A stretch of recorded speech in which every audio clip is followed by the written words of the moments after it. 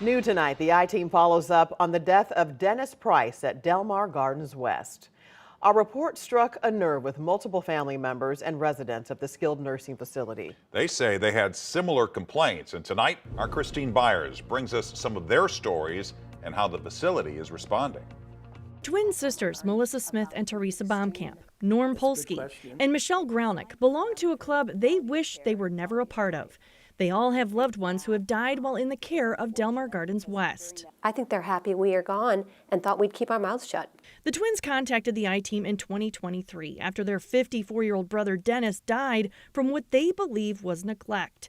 A state investigator concluded, "I was unable to verify a regulatory violation had occurred based on the lack of sufficient evidence." Since then, about a dozen people have contacted the I-Team or the sisters, sharing their allegations of mistreatment at the Town and Country facility.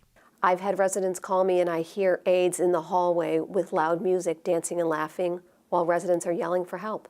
And that is since the story came out. Norm Polsky's mother died in June. You're feeling safer now to come forward? Oh, yes, because there's no repercussions. Hilda Polsky was 104 years old. And she was a Spitfire. Her son is now haunted by how she spent her last 6 years at the facility. We heard her screaming in pain, and we went in, and we said, "Mom, are you okay?" And she said, "No, I'm really in pain." And so I said, "Why don't you call the nurse?" And she said, "I've been calling the nurse for half an hour, and nobody has come in the room."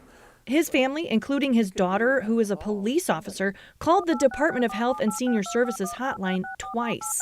Just got to the point where we couldn't take it anymore. They said everything was fine. He says he didn't keep the reports. It was a joke. It was a joke. Michelle Gralnick knows the feeling. Her parents died in Delmar Gardens West care 3 years ago. Her mother had multiple sclerosis. Call lights and the telephones were physically moved out of my mom's reach so that she could not communicate. She has medical records showing her mother went septic multiple times from pressure wounds that develop when a patient isn't moved enough. She would try to call the nurse's station, and the phone would be answered Domino's or Burger King, trying to make her think that she had dialed the wrong number. The experience changed the course of Michelle's life. Now she's a residents' rights advocate for people living in nursing homes.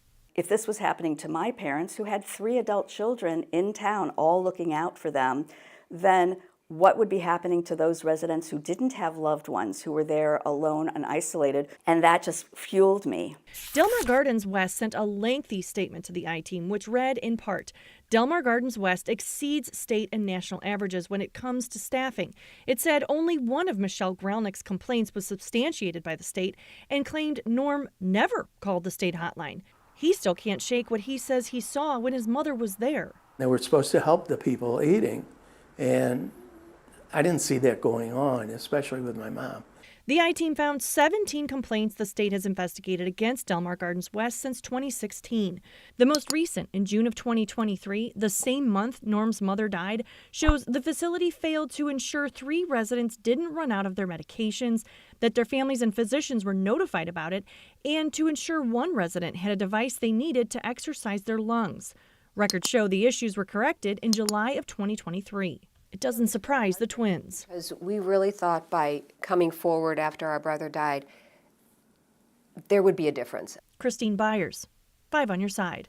Now, to read more of the response from Delmar Gardens West, you can look for this story in the As Seen on TV section of KSDK.com. And if you have a tip for Christine and the 5 on your side I-Team, you can leave a voice message at that number, 314-444-5231, or you can just send an email to tips@ksdk.com. And all calls and correspondence will be kept confidential.